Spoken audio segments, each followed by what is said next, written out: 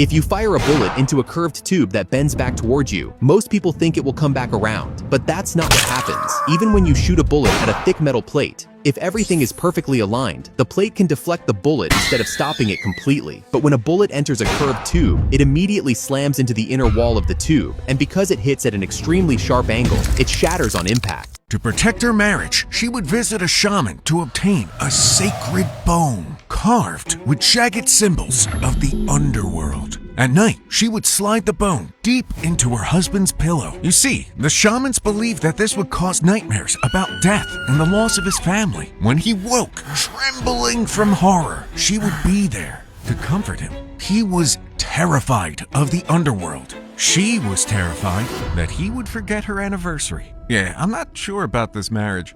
They removed the buckle from a belt and shaped a plug knife to look exactly like it. You see, when pirates were captured, they were often disarmed and searched immediately. But because clothing back then was loose, everyone wore a belt, making it the perfect place to disguise a weapon. And during the night, a pirate could unfasten the buckle, pull out the plug knife, and cut through the ropes, allowing him to attack unexpectedly.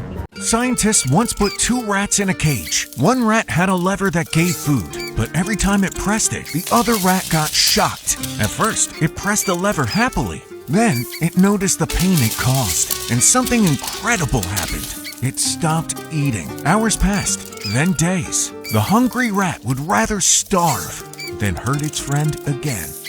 The KGB spy carried a cigarette case with a hidden gun, poisonous lipstick, and cyanide bullets under his coat. But as he got closer to the target, he chickened out and warned the traitor that he had been sent to kill him. Then, he surrendered to the CIA and gave away the secret weapons along with the military plans. You see, his crimes were enough for the USSR to execute him, and they even poisoned his coffee a few years later. But against all odds, he survived and kept helping Americans, becoming the KGB's biggest mistake.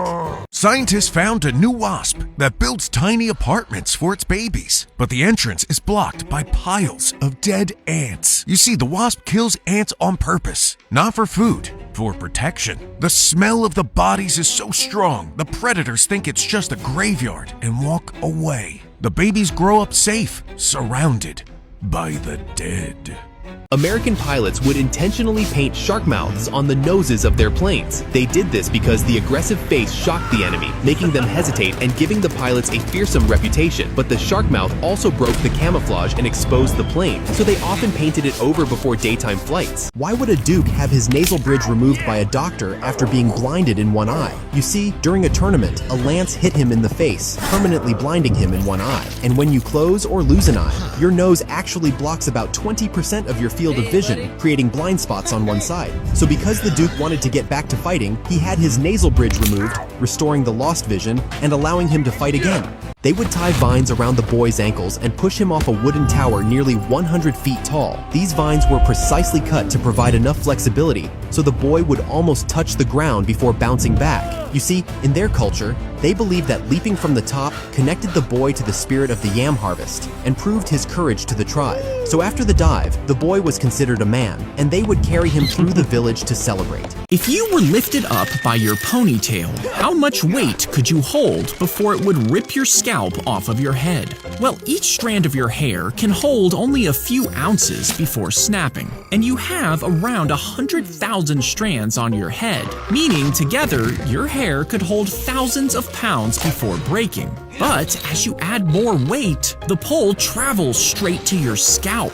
Your skin would stretch tight, and the blood vessels underneath would start to tear. And at around a couple hundred pounds, your scalp would begin to tear away from your skull, leaving your hair mostly intact as your scalp rips away.